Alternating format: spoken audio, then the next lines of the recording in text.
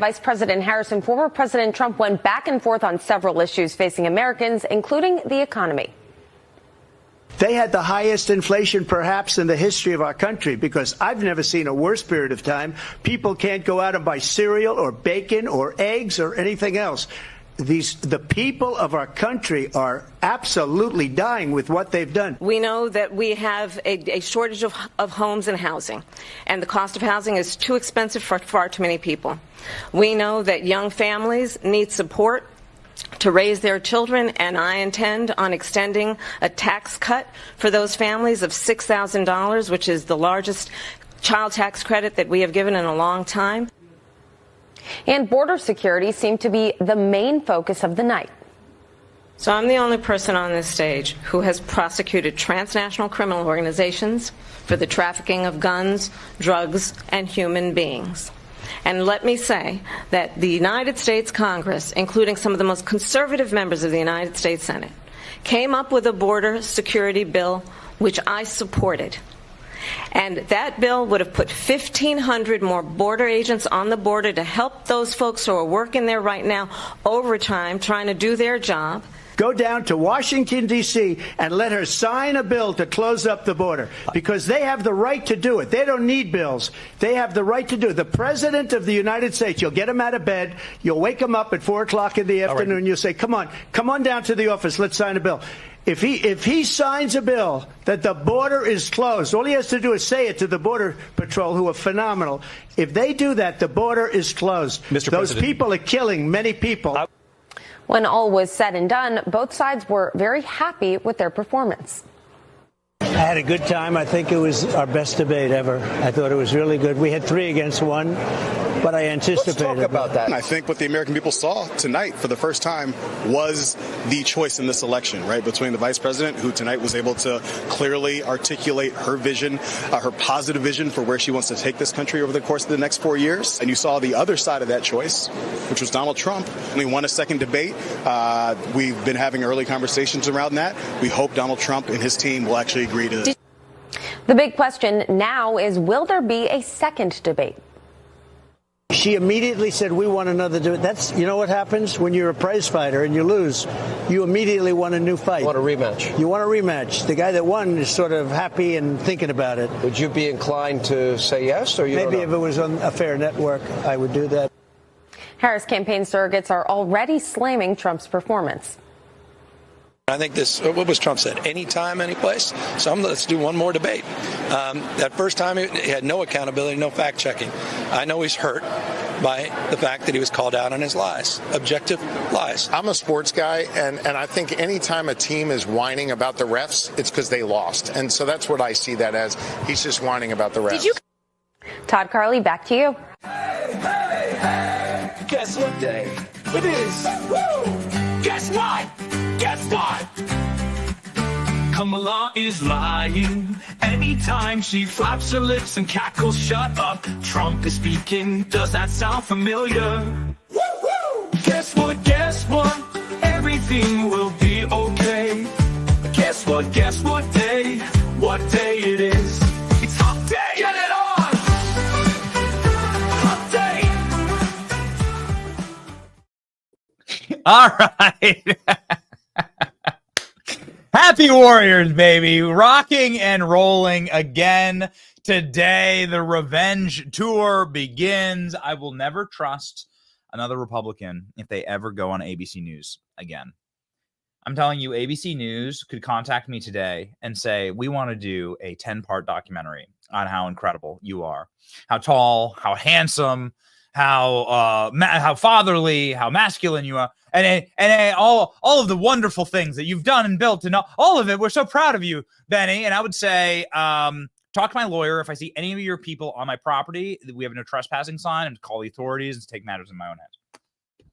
I would tell them in the most kindest possible way. I would tell them to go and F themselves. No Republican who ever goes on ABC News should ever be allowed to be trusted again. That's what I believe. This is what I believe. What we saw last night was the next assassination attempt on President Trump. This is what happened. There have been political assassination attempts. There have been legal assassination attempts. There have been physical assassination attempts with real bullets. Of course, nobody asked a single question about that at all last night. We'll get to that. And this is a journalistic assassination attempt, which has been ongoing in many forms for a very long time. And that is what we saw. That is what we witnessed, ladies and gentlemen, yesterday. Today is Wednesday, September 11th, 2024. Debate moderators team up against Kamala Harris. Trump, Biden, Kamala, and J.D. Vance honor 9/11 victims at Ground Zero this morning. Very interesting exchange there. We'll play that for you in a second. Rich Barris and Congressman Wesley Hunt joined the program. My name is Benny Johnson, and this is The Benny Show. Make sure, ladies and gentlemen, that in these troubled times, and you can see the full effect of the machine behind Kamala Harris last night. The machine wanted Biden to drop out, and they wanted Kamala to be boosted. And so you saw what they were capable of doing over the last two debates. They were even able to push Joe Biden to do a debate earlier than anyone's ever done a presidential debate. Why would they do that? You know, if this was Joe Biden last night, then there'd be no chance of swapping the candidate. Are they going to swap Kamala for Hillary if she sinks in the polls? And we have some very interesting polling to prove that, well, maybe it's not as good or bad as anybody thinks last night. Actually, maybe Donald Trump did, in fact, win. It's very interesting when you look at the independents, what they think about President Trump's interactions last night. But nonetheless, we are in trying times. Make sure that you are invested properly with your savings. Make sure that you are going with my friends at Allegiance Gold, protecting your future. Go to protectwithbenny.com today or call 844-66-BENNY. You never know what's going to happen, right? A lot of curveballs these days. Get $5,000 in free silver with qualifying purchase. Don't get fooled by the inflated stock market that is collapsing today and over the entire month of September. Protectwithbenny.com today. Protectwithbenny.com today. Okay. So I call this a journalistic assassination. I was a member of, I was a credentialed member of the Washington, D.C. press corps for a very long time. I've done hits from inside of ABC News. I've asked questions at the White House. I've been a congressional reporter. Still have my little badge with my little face on it. Let me tell you something. I disown it all. I disavow it. All of it. It's an entirely fraudulent system that has nothing to do with ethics. They go on and on about journalistic ethics. Really? Well, did you see any journalistic ethics on display last night? I have an article right here, 25 different times from the Federalist that Kamala Harris told lies last night. 25 different times. Did you ever hear a fact check for Kamala Harris? Did you hear one fact check? Kamala Harris was able to spew and spit lie after lie after lie into President Trump's face like that dinosaur in Jurassic Park. She's able to do that. Nothing. Not a single question about the fact that Donald Trump just ate a bullet. You'd think that a presidential candidate getting shot by far left-wing extremists and members of his political movement dying, that would be something that is talked about. Instead, they talked about Charlottesville, which had nothing to do with Donald Trump at all. And then they lied about Charlottesville. What a despicable act that ABC News committed on TV last night. Everything from the camera angles, from the podiums, it was all set up to be detrimental to President Trump. The camera angle for Donald Trump was up high and looking down on him as though he was a child being lectured. The camera angle for Kamala was looking upward, heroic. These little things, these small details are what happens when Republicans sacrifice our candidates and our political movement, really our future in this country, to propagandists who are not journalists, but are there to ask questions like David Muir asks all last night. President Trump, you're a piece of human garbage. This is how a typical question would go. President Trump, you're a piece of human garbage. Hey, Alex, make sure that there is a make sure there's a follow up on this. I want to follow up on this. I want a David Muir example of this, please. President Trump, you're a piece of human trash. You're a piece of garbage. Why? Why are you that? Go. You have 60 seconds. Donald Trump says, I'm not. You're taking me out of context, or this is totally rigged. Okay, thank you. President Trump, time. Your mic's off. Kamala, why is President Trump a piece of garbage? This is how every single interaction went. This is the camera angles. You can see it. You can see it plainly right here. Everything from the camera angles to the questions, to the fact checks, to the lighting, all of it. All of it. Rigged against President Trump. They're going to say, oh, you're complaining about the refs. That just means that your team sucks.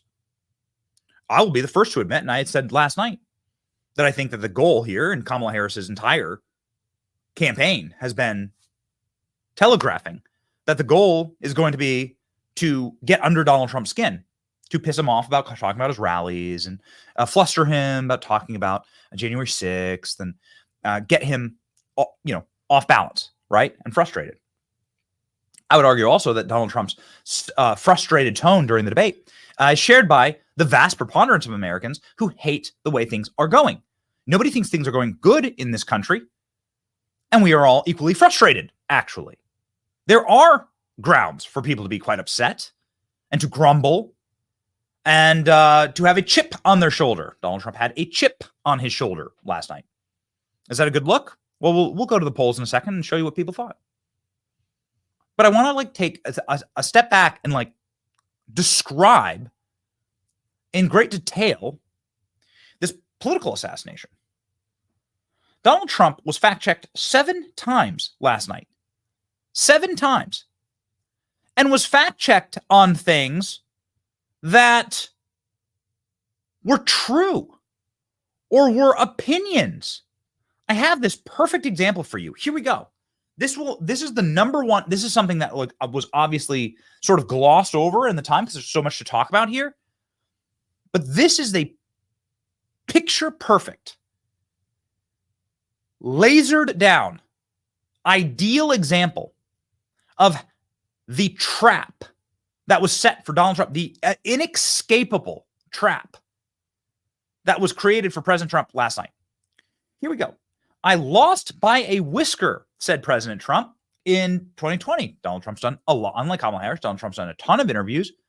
He's talked about 2020 a lot, okay? And he's framed it, right, in many different circumstances, sort of based on the crowd and who he's talking to. But the reality is Donald Trump isn't living in the White House right now. So President Trump has at times been like, it's a very close race. I think that's kind of inarguable, right? It's a very close race. I lost by a whisker. Now, David Muir brings those comments up to President Trump, and then something truly despicable happens. President Trump defends himself and states what he believes, and then watch what happens next. You lost the 2020 election. You repeatedly falsely claimed that you won, many times saying you won in a landslide. In the past couple of weeks leading up to this debate, you have said, quote, you lost by a whisker, that you, quote, didn't quite make it, that you came up a little bit short. I said that? Are you now acknowledging that you lost in 2020? No, I don't acknowledge that at all. But I said that sarcastically. You know that. It was said, we lost by a whisker. That was said sarcastically. Look, there's so much proof. All you have to do is look at it. And they should have sent it back to the legislatures for approval. I got almost 75 million votes, the most votes any sitting president has ever gotten. I was told if I got 63, which was what I got in 2016, you can't be beaten. The election, people should never be thinking about an election as fraudulent. We need 2 things. We need walls. And we have to have it. We have to have borders, and we have to have good elections. Our elections are bad. And a lot of these illegal immigrants coming in, they're trying to get them to vote. They can't even speak English. They don't even know what country they're in practically. And these people are trying to get them to vote. And that's why they're allowing them to come into our country. I did watch all of these pieces of video. I didn't detect the sarcasm, lost by a whisker. We didn't quite make it. And we should just point out here as clarification, and you know this, you and your allies, 60 cases in front of many judges, many of them Republican. No judge looked at it. And said they said no we didn't have standing. Fraud. That's the other thing.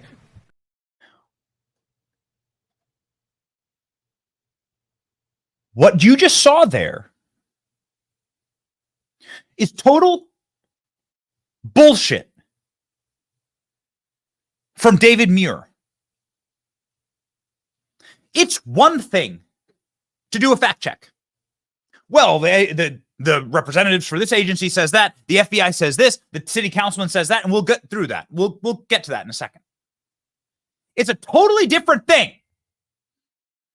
to say, oh, I didn't detect your sarcasm, Mr. President. I'm going to interpret what I think you meant in this statement, Mr. President. What? Why do we put up with this? This is David Muir injecting his opinion, nothing that can even be remotely defended by, well, one side says this and one side says that, and well, we're going to let them play it out, and this authority says that, and this authority says that. They did a lot of that with Trump. We'll show you that. This clip is despicable. This shows you how rigged the game is. Yeah, sure. Okay, you're complaining about the ref. That means your team just needs to be better. Okay. Maybe there's some gray zone in all of that. Like every person watching right now is aware that there are rigged refs. Refs do go to prison when they get caught cheating or favoring a certain team. There are examples of that. It can be a cope. But there can also be legitimate concerns with refs favoring one team over the other. This is the equivalent of getting 4 touchdowns called back because the ref is holding, right? For lack of a better metaphor. This is a journalistic assassination of President Trump. That clip that I just played you should lose anyone their job, period. David Muir is a hard news reporter, and he is sitting there in front of Trump saying, I didn't detect your sarcasm. I'm me, I, me, mine, my, me, David Muir, because this debate is really about me, isn't it? You're actually debating me. Isn't that quite fascinating? David Muir never fact checks Kamala. Okay, got it. Kind of par for the course. Doesn't get Kamala any questions that are even remotely critical of her. And she's been the one in power for the last 4 years. So you would assume that 90% of the questions would be about her. They talk about ancient history. They're talking about ancient history, stuff that happens with Trump in the 70s and 80s. Like, Kamala's been vice president now. Nothing? Huh? Oh, okay. So then this weasel injects his own opinion and looks at Donald Trump and says, I don't like that. I didn't think that was what you meant. How dare you? How dare they? Despicable behavior. It is grotesque in the extreme that these moderators keep their jobs. Grotesque. It's not bias. It's so much worse. It's not fact checking on the fly. It's not even having an incorrect fact check. It's David Muir saying, I don't like you. I'm going to mind read, and I'm going to tell you what you meant in this circumstance. Why do we put up with it? This is why I say I will never trust another Republican that goes on ABC News. Republicans should just straight up declare that this is a outside agency, operational outside PR agency for the DNC, and blacklist it. And if you ever want leadership in Congress, if you ever want funds from the NRCC or NRSC, you're just not going to go on ABC News based on their behavior yesterday. Truly and utterly despicable. This was a planned interference in the debate. They orchestrated this. This was something that was done. I don't have any proof that Kamala Harris was given the question in advance, but given the way that she answered these questions and the way that the questions were set up, you have to assume Kamala Harris's best friend runs ABC News. Why was this debate even allowed to happen? Why do Republicans put themselves in this position? Why can't they pick the moderators? Republicans, why do we say we have no control? We have no control.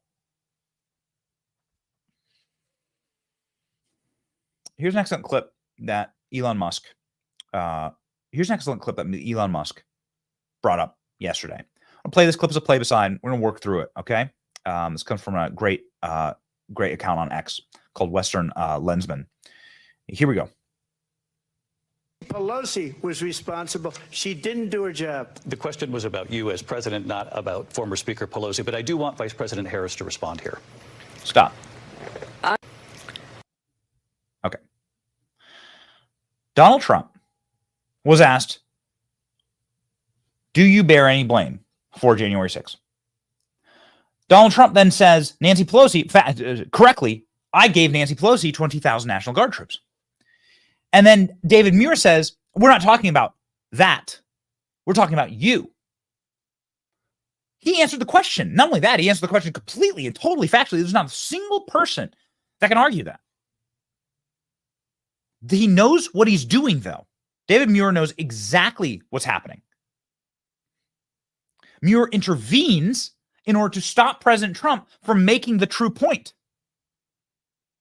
He then undercuts the validity of Trump's statement by making a snide, snarky comment. We didn't ask about Pelosi. We asked about you. It's incredible. She didn't do her job. The question was about you as president, not about former Speaker Pelosi, but I do want Vice President Harris to respond here. I was at the Capitol on January 6th. I was the vice. False. Could do this all day. False. She was not at the Capitol on January 6th. She was at the DNC. We know this. There's little video evidence of it. Why didn't somebody fact check her? While the riot was going on January 6th, Kamala Harris wasn't inside the Capitol. The end. The federal courts have found this. The Supreme Court has found this. They're actually liberating January 6th prisoners who have been locked up based on this lie. This is a false statement. And she has never called out on it, even with video and court evidence. President-elect, I was also an acting senator. I was there. And on that day, the President of the United States incited a violent mob to attack our nation's capital, to desecrate our nation's capital. On that day, 140 law enforcement officers. Okay. Donald Trump said march peacefully. March peacefully and patriotically. He said that multiple times. That is another lie. Were injured, and some died.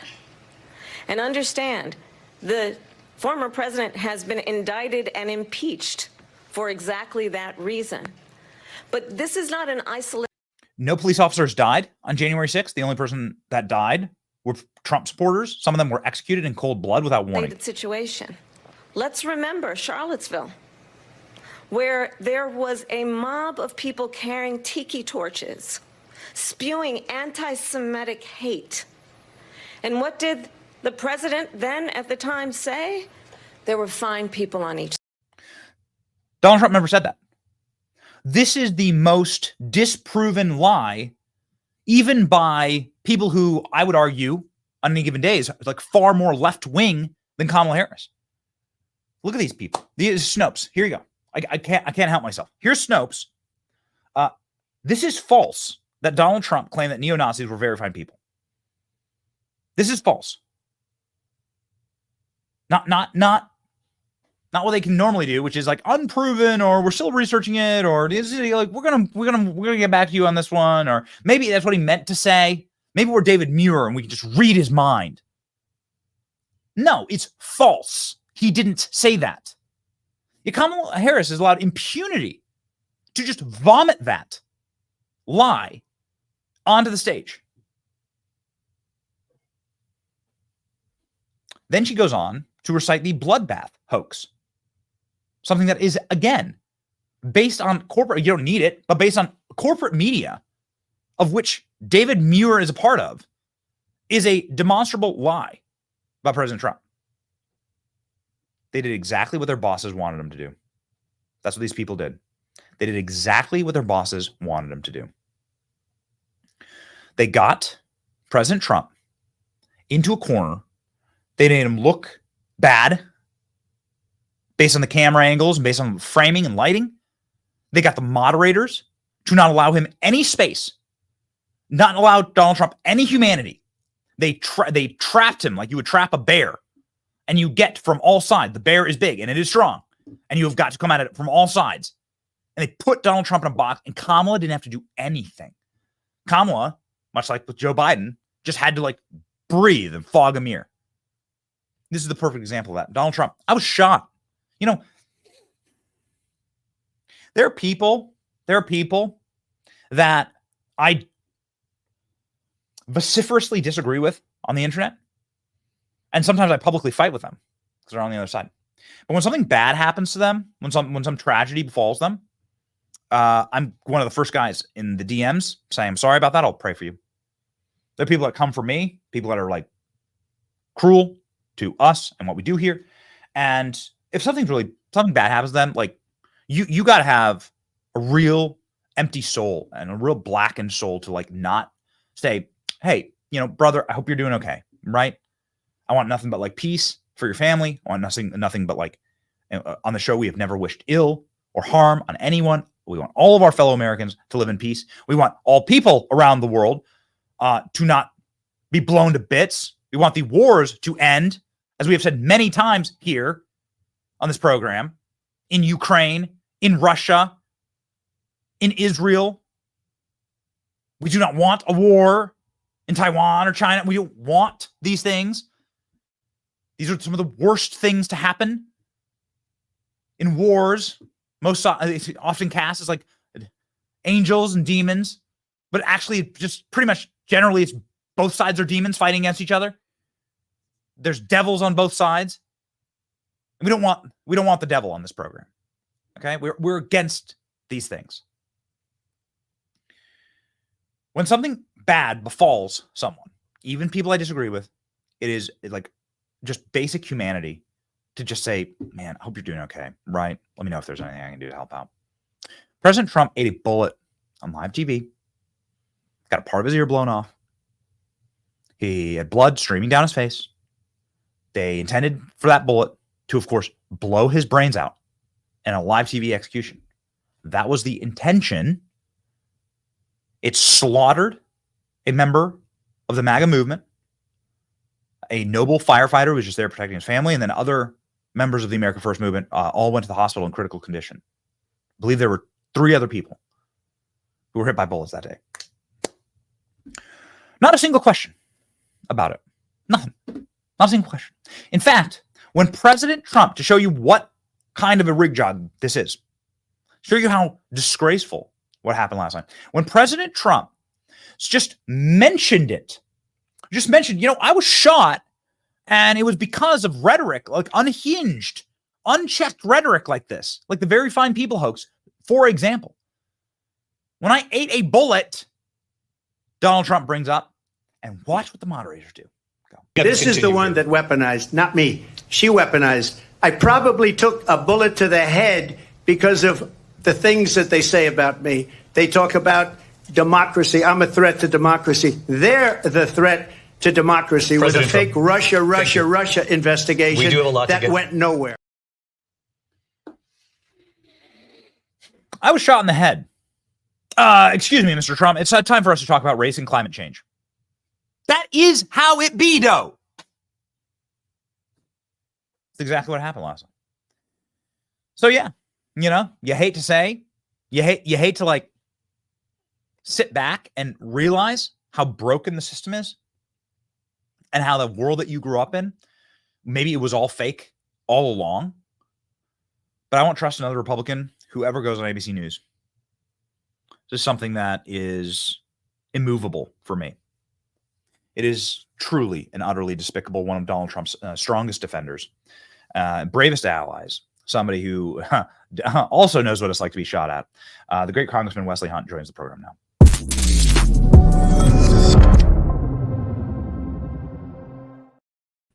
What did we see last night, Congressman? What's your takeaway?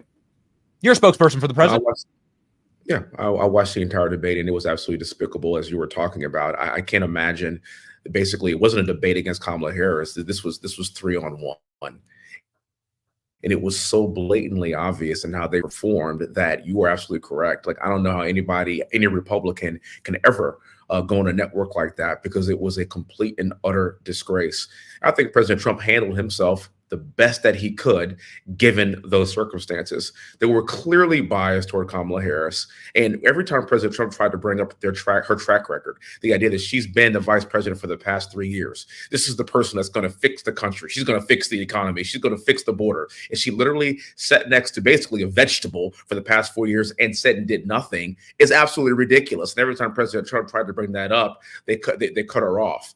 All they talked about was race. All they talked about was how she is going to somehow miraculously change our future. And what I find very interesting, too, about the whole race piece of this is a woman that called Joe Biden a racist on a debate stage, and then a few months later became his vice president, which means that she has absolutely no scruples, and she will lie through her teeth for the next 4 years should she get elected. And I pray that the American people can see right through it, Benny.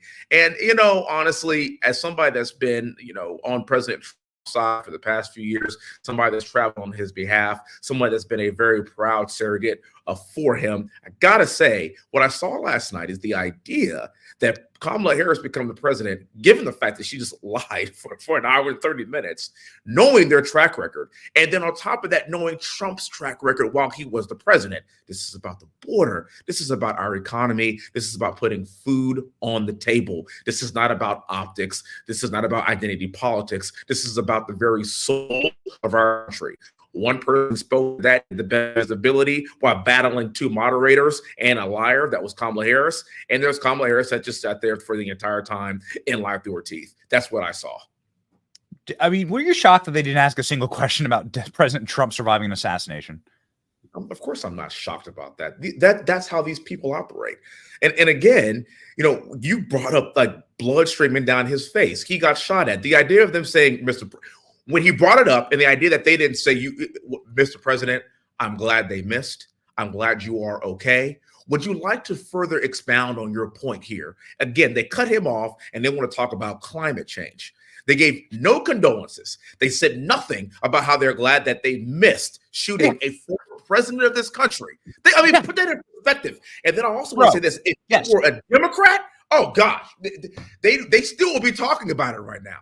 How you took a bullet for this country, we got to rally around you, and I'm glad you're still here. And the fact that you stood up after getting shot at, and the first words that you could tell your public was fight, fight, fight, and the fortitude that you showed by literally being shot at and having the courage under fire, they wouldn't even let him go off on that. And I think that should have been a question that they asked him and Kamala Harris. How did her rhetoric influence that event? Didn't do it. That's such a sharp take. They didn't even say like, we're glad you lived. I was like, my preface to all this is that there's a lot of people I disagree with on the internet, and when some tragedy befalls them, I'm one of the first people in the DMs being like, bro, I'm praying for you, right? Like I'm a believer. I hope that you're okay. They couldn't even. The guy ate a bullet, survives on live TV execution. And ABC News, who does live TV all day, didn't find it within themselves to say, glad you're okay. In fact, when Trump tried to talk about it, they were like, move on. Yeah. That's a loser for their party. They're the ones that are calling us a threat to democracy. Let me tell you what a threat to democracy is, Minnie. When you have a current Democrat presidential nominee that didn't get a single primary vote. Put that in perspective. No one voted for this woman. No one has ever voted for this woman. She got appointed to be the vice presidency. Now she's the nominee for the Democrat Party. Joe Biden got every single vote. Democrats didn't even get to put her in this position in a democratic way. And they're calling us a threat to democracy? This is one of the biggest farces that I've ever seen. And they wouldn't even ask her that question. But if they were fair, a simple question would have been, look, I understand that Joe Biden got COVID, and then in 48 hours, he was ceremoniously removed from being the presidency. And then all of a sudden, every delegate that she never got sided with her. And then they go into the nomination singing Kumbaya with Lil Jon and East Side Boys. How'd that happen? Are we even going to have a discussion as to how that happened? And if I were a Democrat, I personally would be outraged because our guy, President Trump, won every single state with the exception of 2 during his primary. He is our guy that we democratically elected, and that's it. The woman he is running against is not the person that the people, their party, even voted for. And they wouldn't even touch or ask that question or allow her to explain herself. Again, they didn't ask questions that were based on being fair to President Trump. They were being as partisan as can be. And again, it was a cage match. It was a 3-on-1 cage match. And President Trump did the best he could. And I admire him for it. So I know that you served in the aftermath of September 11th. And, I want to make sure that we touch on this. President Trump not only went into the spin room last night, but then is here this morning shaking hands with Joe Biden and Kamala Harris at Ground Zero. The man is truly undeterred, and I don't understand how he does it. I think it's almost inhuman, the man's energy levels and capacity to absorb this pressure and to seem like totally unbowed after the journalistic assassination attempt last night. President Trump very, very well. And also this must be a very meaningful day to you, Congressman. Just your thoughts on this. He's a New Yorker at his heart, and he is there doing the right thing for the victims that were lost. That's the President Trump that I know. And keep in mind, when 9/11 happened, I was a sophomore at West Point, and I knew that we were all going to go to war, and that day changed the course of my life. That's the day that I realized that, someday I'm going to be in Baghdad. And a couple of years later, I was flying combat missions in Baghdad because of this day. This is a day that I will always remember. This is a day that led to the loss of lives of many of my West Point classmates and many soldiers that went to defend this nation against all enemies, both foreign and domestic. And again, President Trump shaking hands with Kamala, standing there with a smile on his face to show support of the victims, putting aside all the partisan politics to do the right thing. That's President Trump. And while the media is going to try to attack him and make him look like, the big bad wolf, what I know personally is that he cares about this country. He doesn't have to do what he's doing. The guy is a billionaire, but the guy is also, more importantly, he's a father. He is a grandfather. He is the guy who wants to preserve the very fabric of this nation for the future of his posterity. And that's exactly why he's at Ground Zero right now, putting on the right face to show the world that I can still lead and I will be a strong leader for this country when I am the 47th president, regardless of how I feel about my political opponents and regardless of how my political opponents have weaponized 3-letter agencies against me to even keep me off the ballot. They've gone after my home. They've gone after my reputation. And you know what? I don't care. I'm here in my home city and my home state to protect and defend the dignity of those people that lost their lives at 9/11. And I admire him for that as well. Well, we are seeing a ping pong balling across social media. The cops and firefighters, they are loving President Trump. Kamala Harris did not. She left the ceremony early, and I don't think we'll be going to any firefighting station house or any NYPD office. We're very quickly in closing here, Congressman. Will you be going on ABC News anytime soon? I'll give you a simple answer on that. No. All right. The great Congressman Wesley Hunt. I think that's an answer right there. Great Congressman Wesley Hunt. Go ahead and hop in there. 250,000 followers. Make sure that our movement remains strong and uplifted. And this is a man who always has a chip on his shoulder, a pep in his step, and brings the energy. God bless you, Congressman. God bless you, and God bless your beautiful family too, Benny. Thank you for having me. Thank you.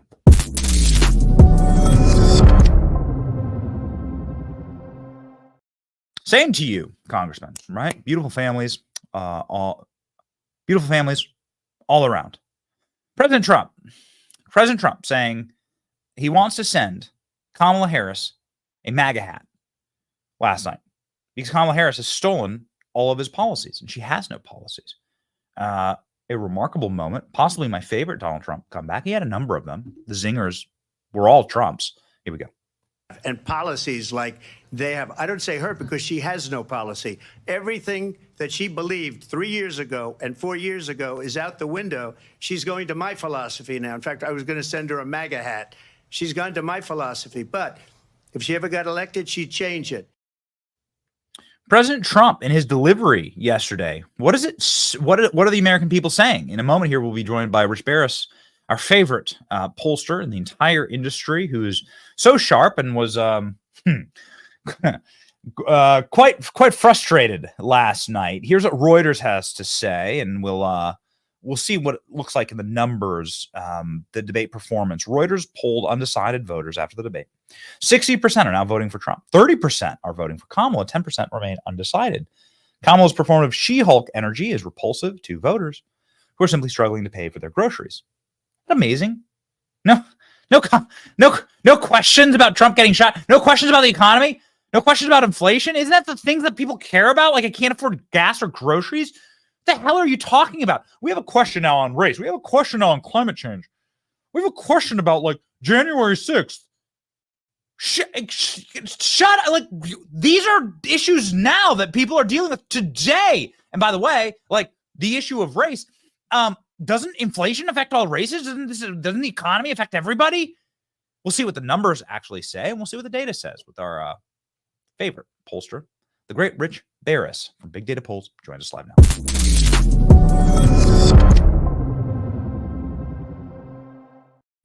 Rich, I got to tell you, man, you were right. And now I want to see what's next. So what you told us last time you were on the program about a week ago is that President Trump was going to be exactly in the same position ahead of Kamala that he was with Biden, and that fundamentals haven't changed. And we saw that actually widening this weekend in through Monday. Now this debate's happened. I know you have some hot takes on the debate. What do you think is going to happen in the polling numbers?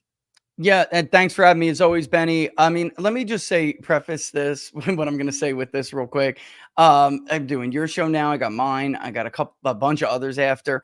I'm going to be the most hated guy by the end of today because, I mean, really, I got bad news for both sides. But, I mean, this was the most predictable outcome. I mean, you could imagine, Benny, all he had to do was say, I will not debate an illegitimate nominee. She usurped the sitting president and a legitimate nominee of the Democratic Party. And because I will not disenfranchise or partake in their disenfranchising of 15 million voters, I refuse to debate her. She is illegitimate, period, full stop. That's all he had to do. He would have been viewed as standing up for the people who the Democratic Party literally took their vote and wiped their you-know-whats with and threw it in the trash. But instead, he walked into a predictable trap. The head of ABC News literally is a personal friend of Kamala Harris. She introduced her husband to her, folks. Like, this is a complete incestuous relationship. I don't know why after this happens, we always hear the same whining by people. Oh, this was unfair. It's a 3-on-1. No, Sherlock. I mean, what planet have you been living on for the last like 10, 15 years? They don't even hide it anymore. But that being said, for the first 20 minutes, Trump was winning that debate.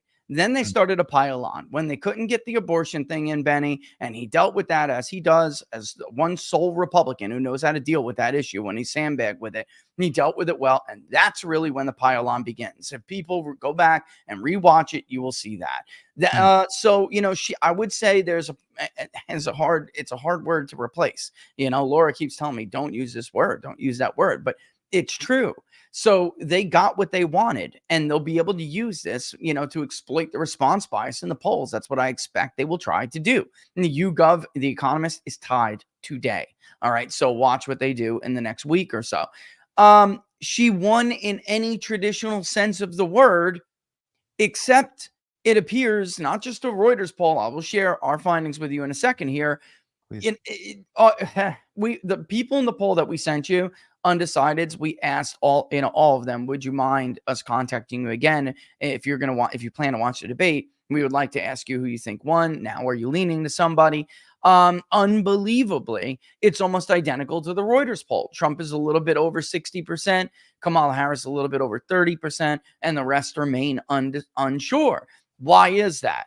I got to tell you, she came across like a, like, I'm not going to say it on your show, but nobody likes a, and she came across as a B word, Benny.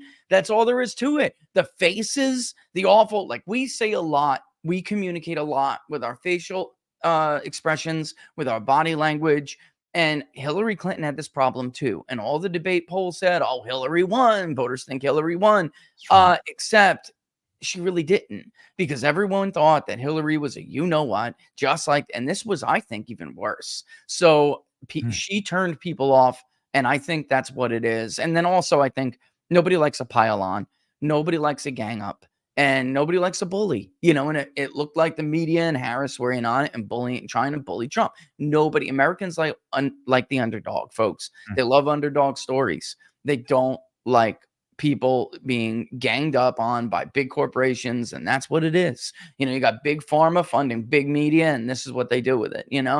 That's why I really wish President Trump would have used his unique position to reform this process, because it doesn't serve the voters. It hasn't for a long time. What would that process look like for you? I have a thought. I want to put it to you, and then I want let's break this down, because as people who have audiences, I think it's very important that somebody projects a different vision for how these debates should go. And here's mine. My vision is that there needs to be, since there is no such thing as an unbiased moderator. Oh, Dana Bash did a good job. Dana Bash's husband signed the Hunter Biden letter saying that it was Russian disinformation. No, Dana Bash didn't do a good job. They were there to knife Biden, and that's it. They weren't there to make Trump look good. They didn't make Trump look good. They were there to just knife Biden. That was the headline. Okay, so stop with this fantasy candy. 100%. Okay, so here's my take, and I want your thoughts on this. You're smarter than me.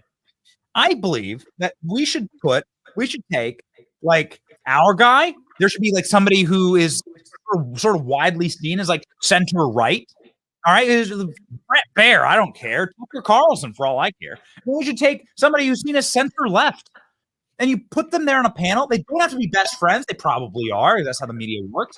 And they can ask questions from their own sort of ideological vantage points. And maybe the questions are do it with a live audience, maybe. Okay, that the campaigns can do 50-50. And make sure that there's a little bit of bend in the joints where both sides are seen as equal. And because there is no such thing as an unbiased reporter, do that. And let's get Tucker Carlson moderating the damn debates. Okay. And if he's across from Rachel Maddow, that's going to be effing entertaining, I think. I think that's a show people would actually watch. They'd watch more of. We'll see what the ratings are for this thing. I actually think it was probably kind of boring for most people. And, I don't think there's going to be some massive smashing of the record. If I'm wrong. But I just think a lot of people kind of wanted to tune this thing out at this point. I think that idea is probably the most viable idea there is. I mean, that is one that you would think anyway, both sides would at least not want. I mean, the right would want it, but the left would probably have little choice but to agree to it if the pressure was really kept up. I have another one that's a little bit different too, because I think yours is probably more acceptable and more realistic. But what I would like to see happen is that you have both of these campaigns essentially more like a Lincoln Douglas style debate, if you want to call it that, but who asks the questions, Rich, right? So if you don't go the moderator direction, who asks the questions? Well, this is why I like this idea, because each campaign would have to be competent and they would have to be right about their assumptions they're making about who is the undecided voter, right? And I would just allow the voters to ask the questions. Who picks the voters? The campaigns do, based on, look, every campaign is targeting demographics they think are persuadable. So if a campaign's wrong about that, then that's not going to serve them. Good. As it shouldn't. If the campaign is right, then that debate will go better for them, right? If they're both right, then it'll be a robust conversation. And, you have somebody like who's that loser who used to host American Idol, right? You have somebody Ryan Seacrest, yeah, Ryan Seacrest, like somebody who does that that's his role. That's it. You know what I mean? You don't actually get involved. You don't insert yourself. Megyn Kelly's right. Last night was because you have to control what happened last night from happening, right? So after it wasn't going well, after about 15, 20 minutes or so, I mean, it really turned into, you know what, Mr. Trump, we want to get to this question. You know, a lot of people think you're a piece of, what do you think? What do you think? I mean, how would you respond to you being a piece of, and then turning to Kamala and going, Miss Harris, don't you, Vice President Harris, don't you think Trump's a piece of, like that's how it was going last night. Megyn Kelly's 100%. So you have to have like a Ryan Seacrest-like role where all he does is introduce what's going on and then shuts the hell up. And everybody knows that voter 1 is going to get the first question, voter 2 is going to get the second question, voter 3, and so forth. Because right now, Benny, this thing is funded by like Pfizer and other people. I mean, listen to the commercials, folks. I mean, we get the litany of side effects more than we hear about issues. You heard more about, side effects from Pfizer's drugs than you did about Kamala Harris's plan to stop immigration. Or ease inflation. Benny, there wasn't a single thing about inflation. Not a single actual question, a legitimate question about inflation. Because honestly, the corporate sponsors don't give a damn about that. They're going to get their money either way. And then the media, is basically state-run, corporation-funded, very much fascist, and they are in charge of the agenda and what is going to happen during that debate. That doesn't suit voters at all. And sadly, I mean, I'm disappointed in Trump because he's a change agent and he's not using his influence and his power to affect that kind of a change. And we desperately needed it. This country's almost done, in case anybody hasn't noticed, right? In case you're not paying attention, this country is falling off the cliff. We cannot allow this status quo to continue. Things have to change, including how we conduct elections in this country. The media just cannot run the Democratic campaign. This cannot happen again. Look what happened when they ran Joe Biden's campaign. Look at us. Look at us now, right? So something has to be done. I'm very disappointed he didn't do it. I think sometimes you look at the Biden debate and everyone took away from that Trump's a great debater. I disagree. Biden won. Trump won, and he won so big because Biden had a collapse. He literally fell apart on live television. His senility was there on display for everyone. It was the ultimate emperor has no clothes moment. And I just don't, and this may save him though. The same media that helped them, the Democrats, lied to the country about the president being senile, right? And by the way, that's one of Harris's biggest, her biggest vulnerabilities, because the country believes she knew and lied and did it, was playing along. I really just feel like if he didn't have that, if he was able to somehow take a shot in his right, cheek and make it through the moment, then we'd be in a different place. Trump is not. He missed several huge opportunities last night to really knock it out of the park, and he didn't give the answer that he should have given. It's I wonder who debate preps.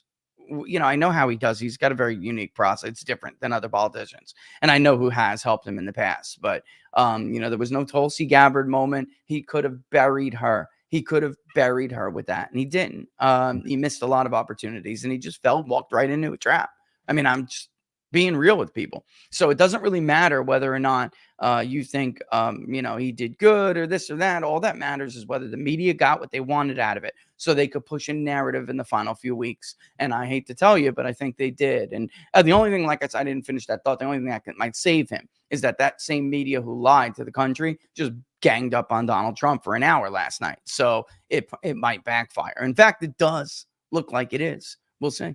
Well, we can't wait to have you back to talk to us about the hard numbers when they start rolling in. Rich Barris, we know you have your show to jump to. God bless you. Everyone can go find it, of course, on Locals. Here is Rich Barris's account, 280,000 followers. Get in there, brother.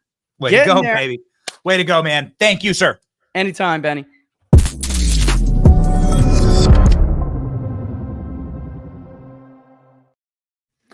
Here's my advice. And it's my advice, and you've actually seen it on display. You've seen it on display because I do man on the streets. It's amazing. It's amazing what I want to do more of them. I want to do a lot more man on the streets. We've actually started a man on the street channel, and we hope that you give it a follow. We've built out a man on the street team here, and we're going to do a breakout channel for man on the streets. Here's what happens. When you go out and do a man on the street, what you realize is that the power is in the questioning. The power isn't in the answering. It's in the asking of the question.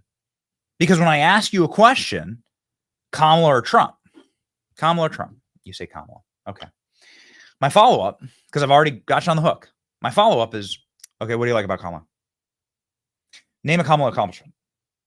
And we've been able to do this around the country very effectively to the tune of tens of hundreds of millions of views, actually. We did it all through the DNC. We were the number one most viral company at the DNC. Why do you think they hate us? Why do you think they're attacking independent media? This is why. Because we can go to the south side of Chicago and show you how many Trump supporters there are in Obama's neighborhood, Obama's old neighborhood that he abandoned. The power is in asking the question. Now, I have taken that and I have given that to any, you'll never find a guy who's more happy to help the movement out than me. Vivek is a buddy, and he's a friend, and he says, hey, come help me debate. Help me prepare for a debate. Got to have a breakout moment. Here's what you do, Vivek. It's all in a documentary. Go to Kristen Welker and say, you're a Russian collusion hoaxer. Would you like to apologize to everyone? Here, the floor is yours. You want to get Rana to resign? Go to Rana, look her in the eye from the debate stage and say, here's my mic. Resign. Let the awkward silence pull out before you, stretch out before you, expand into the room. And everybody gasps and goes, and looks at Christian Walker. This was the missed opportunity because it's a strategy. Do you think ABC News is going to ask Kamala a tough question? No, you've got to ask Kamala tough questions. I'm not saying I will most sadly, I will not be in a debate prep room with President Trump. I would argue that I should be. I would argue that I should be because I'm good at this tactic. This is what you do. Last night, it's very simple and it's very, very easy. It's very easy. You start the debate by saying, no matter what their question is, like climate change, what doesn't matter what their question is. You start the debate by saying, hi. I just ate a bullet and got shot. I survived. Here's the scar right here on my ear. You probably all saw it, the blood coming down my face. Kamala, I'd like to give you an opportunity to apologize to the family of Corey Compertor, who lost their firefighter husband and father because of rhetoric from your side. Go.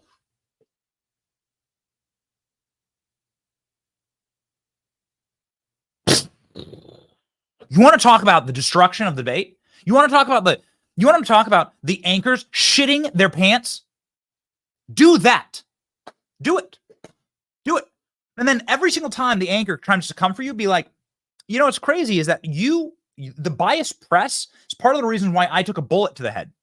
Keep bringing that up. It's important. This is called signal boosting. You signal boost what you want to talk about. Well, that's not what the conversation's about. That's not what I'm talking about. That's all you say. It's very simple. Well, maybe that's what you want to talk about, but what I want to talk about is the fact that I got shot. And then when Kamala talks about the border, you reach in your pocket, you pull out a photo of Laken Riley, and you say, hey, do you know who this is? And then you just stop talking. Let Kamala look and let her respond. She doesn't know who Laken Riley is. You do. I do. You hold that photo up and you say, do you know who this is? I don't have a photo with me, but here we go. For lack of a better prop. Do you know who this is Laken Riley, Kamala? She lost her life because of a criminal alien that you allowed into this country. Don't need to talk about dogs. Don't need to talk about cats. Don't need to talk about ducks. She lost her life because of a criminal alien that you allowed into this nation. He slaughtered, he killed her. Your progressive restorative justice policies, they killed her. This guy should have been in prison. Should have been here in the first place, and then should have been in prison because he committed crimes. Would you like to apologize to Laken Riley's family right now? That's how you win. Because the press won't do the job for you. They talked about Afghanistan last night and actually attacked President Trump on the immigration issue and on the Afghanistan issue. It is remarkable to me. These are two of Kamala's, this is, again, how rigged was it? These are Kamala's worst issues, period. These are the worst issues for Kamala Harris. Afghanistan, that's when Joe Biden collapsed through the floor. He never returned to having any positive approval rating after Afghanistan. They're the worst issues. The border for Kamala, the worst issues. All you have to do is look Kamala in the face and go, 13 service members that lost their lives in Afghanistan at your order. I want to give you an opportunity to apologize to their families since you've never spoken with them. Go.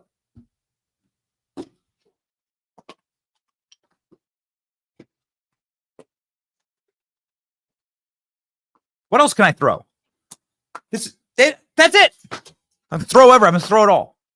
That's all you have to do, and then you just shut up. You see this works? As long as you can like game theory just a little bit ahead of time. As long as you're like vibing with the internet and you kind of understand like how virality works. I'm not sitting here criticizing President Trump.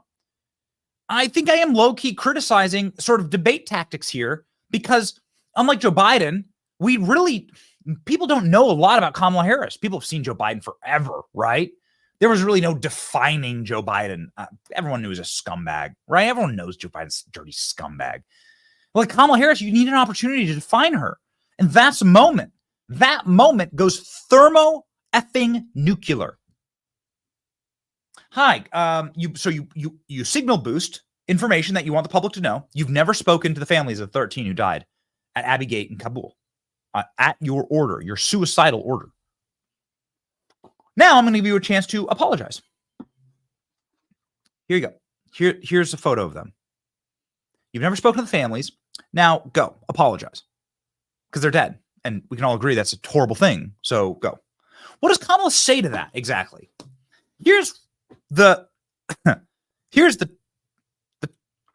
Occam's razor. Here's the trap that you can like force her into. And I do this every single day with Man on the Streets. Not every day. I wish I was doing Man on the Streets every day. But we're doing as much as we can. You literally create a win-win situation for you. You can create, with the right question, you can create win-win situations. If Kristen Welker apologizes for being a Russian collusion hoaxer, which she is, then that's a huge headline and a massive win for Vivek. If she doesn't apologize and lies, that's a win for Vivek. If she does what she did and look at the ground, look at her shoes in humiliation and reshuffle her papers and turn beet red, that's a win for Vivek. Kamala Harris and the ABC News team box themselves into win-win situations around Trump. It needs to be the other way around. And I know it's a big fight, but Donald Trump's a big guy, and you can win by having the correct tactics, and that tactic would work. What does Kamala Harris say in the face of 13 dead service members who she ordered to their death? What does she say? Does she apologize? For the first time ever on camera, that's a huge win for President Trump. Then he got justice a little tinge of something for the families. Does she say nothing and look down and turn beet red, which is probably what she would do, and hope the moderators save her? Well, then the moderators and her are clearly colluding, and the whole world sees it. Does she dare not apologize and try and blame Trump for their deaths or something like that? Well, then she looks like she's literally blaming someone else, and Trump wins. Win, win, win, ding, ding, ding. Can't tell what she's going to do, but you can put yourself in, just like blackjack, you can put yourself in a position. It's all mathematics, man. You can put yourself in a position to win with the highest probability. That's what you got to do. And that's what I wish was done last night, man. I was just like, it's animalistic. It's human nature driven. It's a frequency. You gotta know it. You gotta get on it. And you gotta understand that the power is in the asking of the question, and nothing's stopping you from asking a question. That's the way I'm going to coach, and I'm going to talk to. I don't coach anyone, right? Our company here, we're making content, okay? But when Republicans call me, typically they're about my age, right? They're in their 30s. When young Republicans call me and they're like up and coming, this is what I'm going to seed into the party, because the media isn't going to get more fair. We're going to have to become the ones who ask the questions and set the narrative and signal boost ourselves. And guess what? Here's the sunshine and rainbows of all of this. They can't answer the questions because they've never been asked.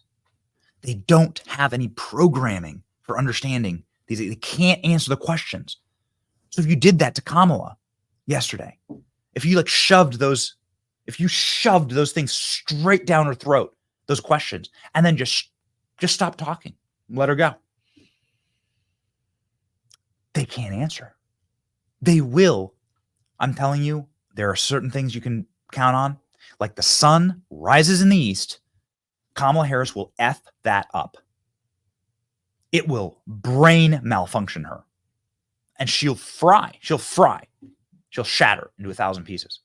And if you do that 3 times in a row, then the only narrative will be Kamala Harris F's up. Disaster, not presidential. And that's how you do it, man. That's how you do it. We wish that we had gotten that, unfortunately. Unfortunately, it is what it is. I'm not even remotely better at this than Trump, and nor am I trying to be overly critical.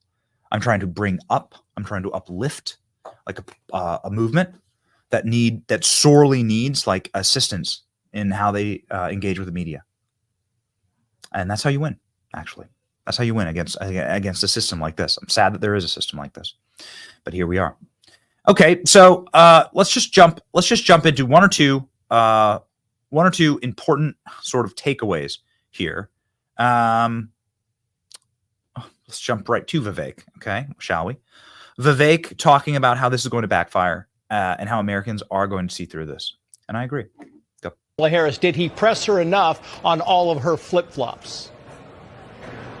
Well, I think the most important part was that he actually spoke for the 80-plus million Americans, probably 90-plus million Americans, if things go well, that are going to vote for him.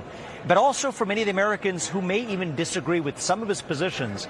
They don't want to stay out of World War III. I think Donald Trump spoke really clearly to the fact that Kamala Harris's words pale in comparison to his actions in securing peace. We were on the brink of war with North Korea, kept us out of it, avoided 2 major wars that we're now in, Russia, Ukraine, what's going on in the Middle East. And so I think he really landed that. As far as it goes to holding Kamala Harris's feet to the fire, you had muted mics in each direction. That's the job of the moderators, and particularly one of the 2 moderators I thought did a disastrous job today in feigning fact checks of Donald Trump without remotely even appearing to apply those same standards to Kamala Harris. But I do trust the voters, Trace. They've been tricked by the media before. I think many voters are now attuned to that. And so what we may see is that may actually backfire in a counterintuitive way where people feel like Donald Trump's being set up. Ladies and gentlemen, somebody who was coaching President Trump in this debate, Tulsi Gabbard, is a friend of the show, and somebody who is a really sharp individual. Her reaction saying the moderators were despicable. What I saw was President Trump staying very focused on the issues that are most important to the American people continuously, no matter what kind of lies or baiting attempts Kamala Harris or the moderators threw at him. He kept coming back to the issues that the American people are concerned about. He kept coming back to Kamala Harris's broken border and the fact that that's causing incredible hardship and people to be afraid to walk on their own streets. He kept bringing it back to rising crime and the fact that most Americans now having a hard time affording the basic necessities because of Kamala Harris and Joe Biden's inflation and rising cost of living. President Trump brought voice to the American people who have felt ignored and unheard for the last 3.5+ years by the Harris and Biden administration. And tonight, Kamala Harris not only did not acknowledge that the American people are struggling right now, she didn't talk at all about how she will fix or try to fix what she's broken. And I think it's because she knows that she can't. Sometimes, and I want to apologize for this last night, because it's called getting too far into it, right? When you're too far into an edit, when you're too far into a project, you lose the greater overall picture. And last night, we're so far into that we have the debate poster hanging on the wall, right? Like in the studio. We have a practical studio. All the elements are real. We build them ourselves. Everything we build ourselves. It's all what we do here is real, and we really care. And I want to sort of refocus and like pull back and like refocus on, well, what do the voters think? The vast majority of independent voters thought that Donald Trump won, and this convinced them to vote more for President Trump. The voters who were polled last night, who watched the debate, said, we don't really care. And I kind of agree with Rich. I think that far more people would be interested in watching the Biden debate than this debate. I think they've seen enough of Kamala Harris. We don't really care. We know what life was like under Trump. We know what life is like under Kamala. Here we go. I think it's important to remember that we are voting for the leader of our country and not who we like the most or who we want in our wedding party, but who is actually going to make our country better. And we're in an incredibly unique situation where we've had both of the candidates in office before, and we've gotten to see what they would do. And when facts come to facts, my life was better when Trump was in office. The economy was higher, inflation was lower, things were better overall. And now with Kamala's administration, things haven't been so fantastic. And she's saying she can fix the problems that her administration has caused, but I just don't know if I can afford to take that risk. Were you leaning towards the former president coming into the night? Probably. And did you vote for him in 2016 or 2020? I did. So this is a really great point. And it's a point that I really hope that President Trump makes in the next debate. I think they're probably going to have another debate. I'm for it. I guess I'm, Rich went full guns blazing, but I'm for more debates. I actually now I'm going to actively push for more debates. I hope that President Trump uses these tactics and stays the course, because the voters are, well, responding in part to the way that Trump engaged last night. Pennsylvania voters saying Trump spoke the facts. Kamala just repeated everything that Biden has said in the past. Go. He spoke facts. She just basically repeated everything that Biden has said in the past. What were your thoughts? She made, Donald Trump made a strong closing statement by saying, why didn't they do all the things that she's proposing during the 3.5 years that they've been in office?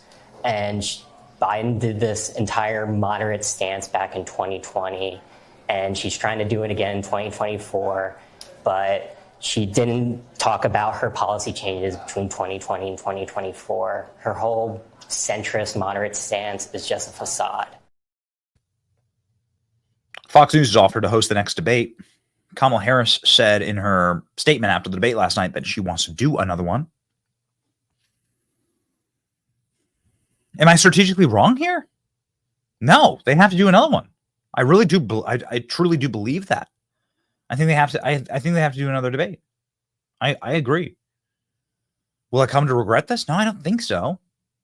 I'll say that President Trump should insist on Fox News. He should insist. We know that, and Fox News, we're not going to get a perfect game pitched, but it's going to be better than what we saw last night, which was despicable. Here's Fox's offer. Mr. President, I know when we started the interview, you said that you felt that you won the debate last night, your best ever. I think before the debate happened last night, the Kamala Harris people said that they would actually like to do another debate in October. And I know that last night Fox News sent letters to your campaign and her campaign offering 3 dates of debates moderated by Martha and Brett. One is October 9th in Arizona. Well, I wouldn't want to have Martha and Brett. I'd love to have somebody else other than Martha and Brett. I'd love to have, frankly, Sean or Jesse or Laura, somebody else. Let's give other people a shot. But I didn't think Martha and Brett were good last night. I thought Jesse was fantastic last night, what he said. Jesse really got it. Jesse said Trump won that debate. We won that debate by a lot. No, I wouldn't want Martha involved. Okay, Mr. President. But I would take some others. So, yeah. Trump should insist on Fox News, like have the argument over the moderators later. Trump should insist that the next debate be on Fox News. They're gonna try and do another CBS. They're gonna do a CBS, NBC. We've had one on CNN now. This is what they're gonna do. So Trump should insist they're going to do PBS, right? A little PBS. Be worse than anything.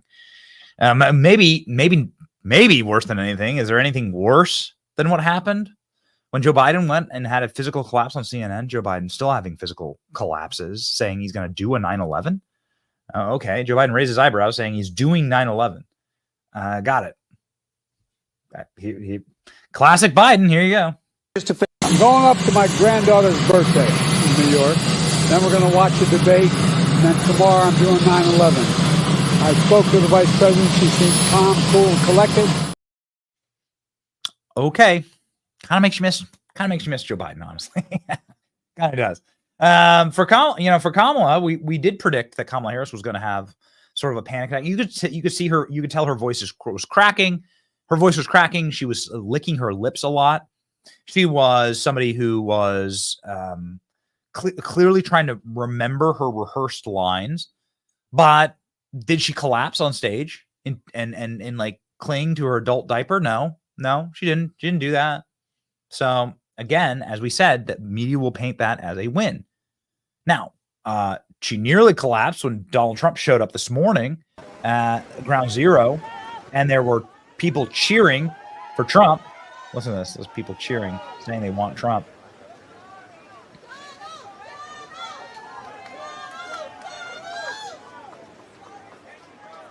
There you go. So Trump shaking. I mean, look at how vacant Joe Biden is there. Just absolutely gone. Kamala Harris, cringe as always. President Trump with the people on his side, as ever. Donald Trump then also greeting firefighters here in New York. This is happening. This is ongoing right now.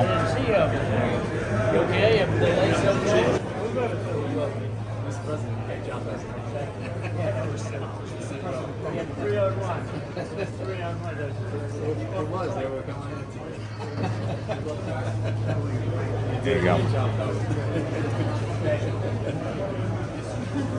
And we can't do a show like this without a salty lid. Now I've thrown my salt shaker and it's now in pieces on the ground. So I'm gonna have to go fix my salt shaker. Okay. We got the old school salt jar. All right. We got old school salt. We got old school salt props. We're gonna need this one. Okay. So the Donald Trump said animals and pets are being eaten last night. I think this is a trap because what they're going to try and do is they're going to try and find one small lie about that. Oh, it was actually in a town over. It wasn't a duck. It was actually a swan, right? And they're going to say, you lied. And this is factually incorrect. Fact check. False. It wasn't a cat. It was a kitten.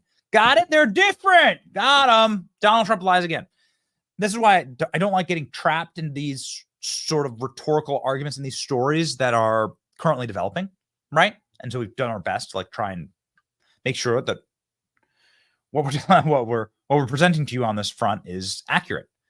What we do know is that 20,000 Haitians who share none of the culture, language, or civic responsibility with any of the people in Springfield, Ohio, and have led to the deaths of human beings in Springfield, Ohio. That those people have created great chaos and strain, stress on the system, and have really hurt that small town, according to the mayor, according to many interviews with the mayor and the city manager. Housing, healthcare, and so on.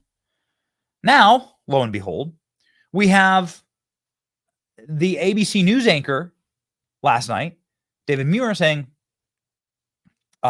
there's no evidence that anybody ate any ducks or any pets or anything like that.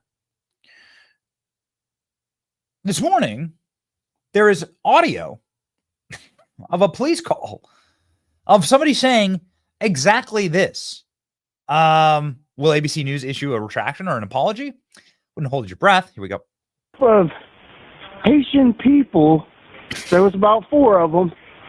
They all had geese in their hand. They got away.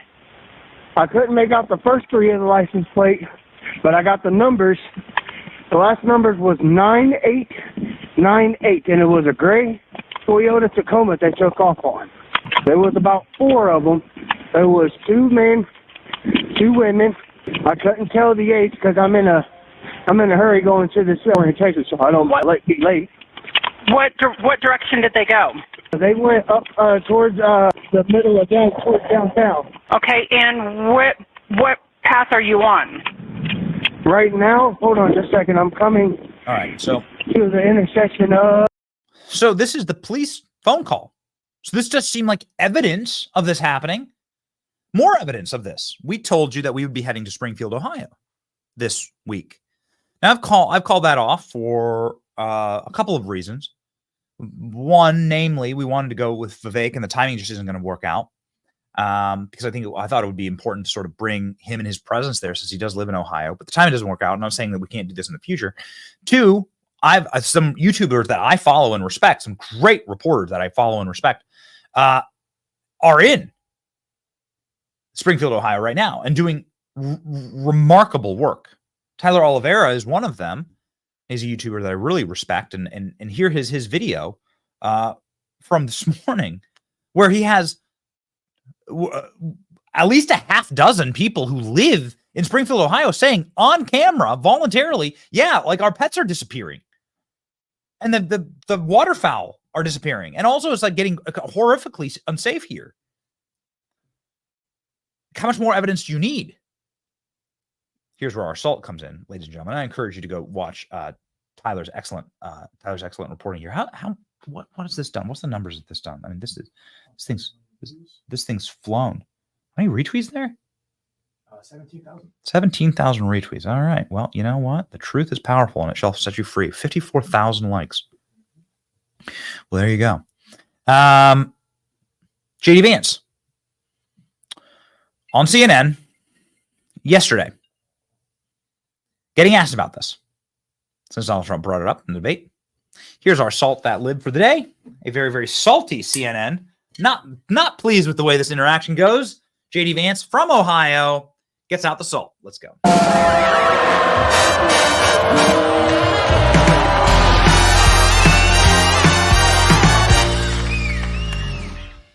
I would say is he brought up this misleading false claim that you yourself have talked about in recent days about Haitian immigrants in Springfield, Ohio, abducting people's pets and eating them, which officials there have said is not true. You yourself acknowledged it may be false on Twitter. You still told people to keep spreading it. But Trump just amplified it to tens of millions of people who were watching. Why push something that's not true? Well, first of all, city officials have not said it's not true. They've said they don't have all the evidence. They said they have no evidence. We've heard from a number of constituents on the ground, Caitlin, who both firsthand and secondhand reports saying this stuff is happening. So they very clearly, meaning the people on the ground dealing with this, think that it is happening. And I think that it's important for journalists to actually get on the ground and uncover this stuff for themselves when you have a lot of people saying, my pets are being abducted, or geese at the city pond are being abducted and slaughtered right in front of us. This is crazy stuff. And again, whether those exact rumors turn out to be mostly true, somewhat true, whatever the case may be, Caitlin, this town has been ravaged by 20,000 migrants coming in. Healthcare costs are up. Housing costs are up. Communicable diseases like HIV and TB have skyrocketed in this small Ohio town. This is what Kamala Harris's border policies have done. And I think it's interesting, Caitlin, that the media didn't care about the carnage wrought by these policies until we turned it into a meme about cats. And that speaks to the media's failure to care about what's going on in these communities. If we have to meme about it to get the media to care, we're going to keep on doing it because the media should care about what's going on. I saw you say.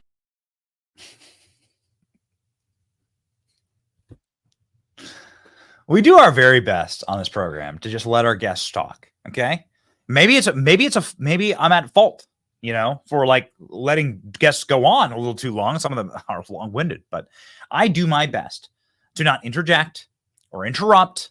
They're a guest for a reason. I want to hear what they have to say. We're going to allow them to speak and allow them to finish their thoughts. You can always tell when the lib reporter knows that the Republican, the America First, the JD Vance, they're making a great point. You don't care when like it's human carnage. You only freak out when it's a meme. You only freak out because of like some unconfirmed. So hold on, wait a second. So one city official, this is how the press works. So one official tells you something, and that suddenly becomes like that. How would you have ever reported on Watergate then? How would you have reported on the Clinton scandals? How would you have reported on anything? So all Donald Trump has to do is get back into the presidency and tell you, no, something's not happening. And you're, well, an official's told me so I want to believe the official. You're not going to go do your own reporting.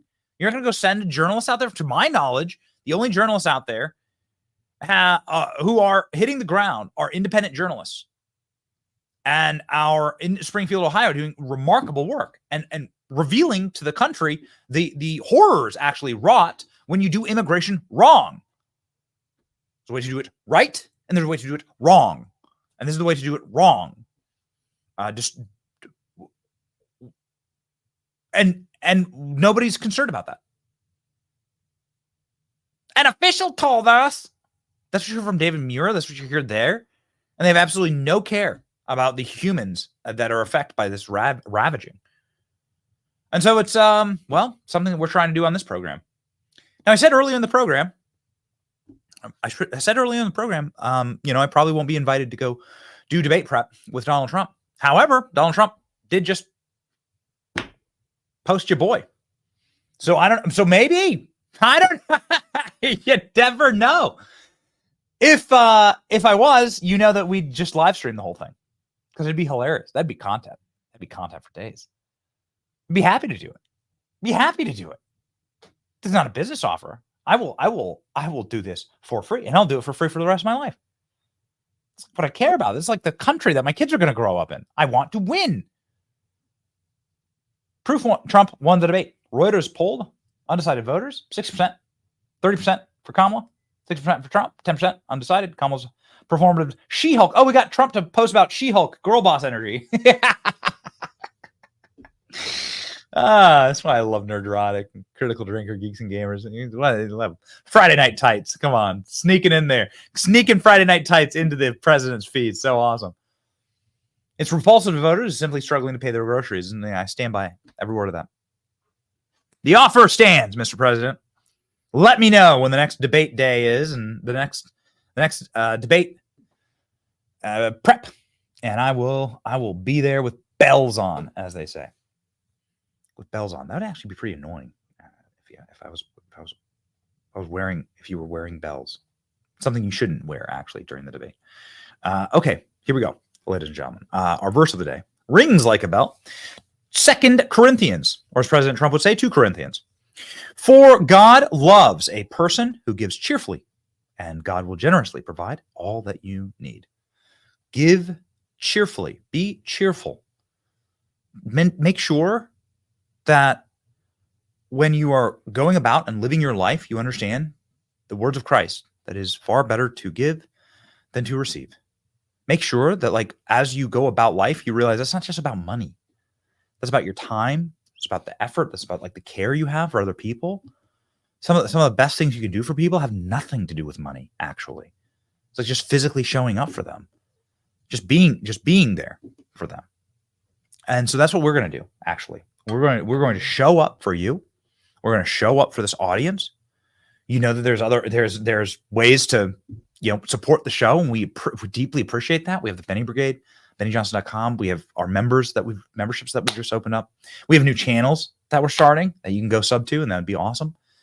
But the best thing, I also know that a lot of people are struggling right now, and everyone's dead. A lot of people are broke, and I know what it's like to be broke. I was dead broke for the vast majority of my life. I ate off the dollar menu from McDonald's for the majority of my adult life. I've eaten off dollar menus. So, let me just say this. This is us showing up for you. This is us giving cheerfully to you. It's just actually showing up, not missing a show, not skipping a show. No matter what they throw at us, no matter what barrels get rolled down the hill at us like Donkey Kong, we will show up for you. We were live for 4.5 hours last night. We'll do it again, and we're gonna be there. We're gonna push through. We're gonna win. We're gonna have victory, ladies and gentlemen, against all odds, because we have our rock. We know that we have already won the spiritual war, ladies and gentlemen. So the physical war is just gonna be nothing. Shadow boxing. All right. It's your boy, Benny. March with us on to victory. See ya. Guess what day it is? Woo! Guess what? Guess what? Kamala is lying anytime she flaps her lips and cackles. Shut up, Trump is speaking. Does that sound familiar? Woo-hoo! Guess what? Guess what? Everything will be okay. Guess what? Guess what day? What day it is? It's Hump Day. Get it on! Hump Day. The biggest ships in the sea, all owned by the oldest kings, and their dying legacy, media deal weeds. Soon will the Benny Show come to mind. Assault from lives for fun. Leave the gold and bring the gun. We sail for number one.